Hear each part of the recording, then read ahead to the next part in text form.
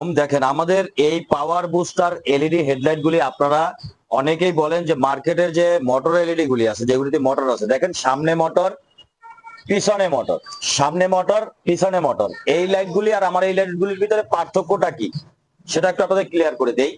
প্রথমত হচ্ছে আমাদের এই লাইট গুলি দেখেন এখানে ডিসি কন্ট্রোলার লাগানো হয়েছে, পাওয়ার বুস্টার এলইডি। পাওয়ার বুস্টার কিভাবে দেখবেন, 12 ভোল্ট ব্যাটারি থেকে আইপিএস মেশিন কি করে, পাওয়ারটাকে বুস্ট করে 220 ভোল্ট এসি তে কনভার্ট করে নিয়ে যায়, তাই না? ঠিক একই রকম ব্যাটারি থেকে সামান্য ভোল্টেজ নিবে, সেইটাকে বাড়িয়ে লাইটে দিবে, লাইটের আলো বাড়ানোর জন্য, লাইটের আলোটা অনেক বেশি এই পাওয়ার বুস্টারটার কারণে।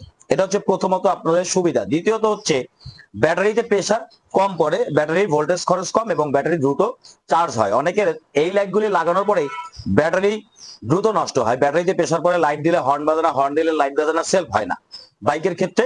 আর গাড়ির ক্ষেত্রে অনেক সময় আলো কমে যায়, সেটা আমি একটু পরে বলছি। তো এই লাইটগুলিতে কিন্তু আলো কমবে না এবং ব্যাটারিতে প্রেসারও পড়বে না। এবার ব্যাটারি খরচ ডাবল কিভাবে দেখেন, আপনাদেরকে আমি একটু সরাসরি দেখাই, আপনারা বুঝতে পারবেন বিষয়টা। এখানে সামনে ফ্যান লাগানো আছে, ফ্যানটা চলার জন্য কি ব্যাটারি ভোল্টেজ লাগে না? অনেকে বলবেন সামান্য খরচ লাগে, না ভাই, এটা যে স্পিডে ঘুরে সামান্য খরচ লাগে না।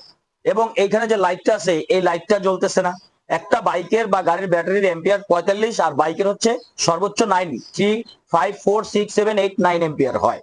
তো সেইখানে একটা ফ্যান কম ভোল্টেজ বা কম এম্পিয়ার কিন্তু খরচ করে না, লোডটা বেশি পড়ে এবং লাইটেও কারেন্ট খরচ করে। দুই ভাবে কারেন্ট খরচটা বেশি হচ্ছে আপনাদের। আর আমাদের এই লাইটে কিন্তু ফ্যান নেই, এটাতে কিন্তু হিটসিন ইউজ করা হয়েছে। এই হিটসিনে লাইটটাকে ঠান্ডা করে ভিতর থেকে টানা হয়েছে, যার জন্য এটা লং লাস্টিং, দীর্ঘস্থায়ী। এবার আসেন ফ্যান এবং লাইট। বৃষ্টির সময় এই লাইটগুলি পিছনে যেগুলি ফ্যান থাকে, এইটার পিছনে ফ্যান আছে। বৃষ্টির সময় বা বাইক ওয়াশ করানোর সময় বা গাড়ি ধোয়ার সময় বৃষ্টির সময় পানি যায়, পানি গেলে এই পানিটা কোথায় যায়? লাইট সরাসরি লাইটের ভিতরে চলে যায়। ফ্যানের বাতাস যেহেতু প্রবেশ করার সিস্টেম আছে, পানি 100% ঢুকে যায়। এর ফলে কি হয়, লাইটের সার্কিট, লাইট এবং ফ্যান মোটর নষ্ট হয়ে যায়। আচ্ছা, এবার আছে সামনে এলইডি। এগুলোতে কি সমস্যা, যেহেতু এটা হেডলাইটের ভিতরে আটকানো থাকে, এটাতে প্রচুর পরিমাণে আলো হয়, আলো এবং হিট উৎপন্ন হয়, তাপ উৎপন্ন হয়, গরম হয়। হাত দিলে দেখবেন হেডলাইট, এই গরম বাতাসটা কিন্তু বের হতে পারতেছে না।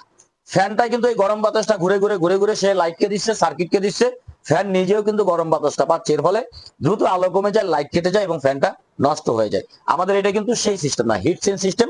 হিটটাকে, লাইটের তাপটাকে বাইরের দিকে বের করে দেয় এবং পাওয়ার বুস্টার। এবং বৃষ্টির পানি বা ওয়াশের পানি যদি এখানে যায়, কোনো রকম সমস্যা নেই। এগুলো হচ্ছে হিট সিন, এগুলো পানি লাগলেও ঠান্ডা হবে। নর্মালি তো ঠান্ডা, লাইটটাকে ঠান্ডা করেই রাখে এবং দীর্ঘস্থায়ী। আলো যারা দেখতে চান তারা অবশ্যই আমার ফেসবুক পেজ, ইউটিউব চ্যানেলে ঢুকবেন, আলোর ভিডিও দেওয়া আছে, লাইট টেস্টিং এর ভিডিও দেওয়া আছে, সেটা একটু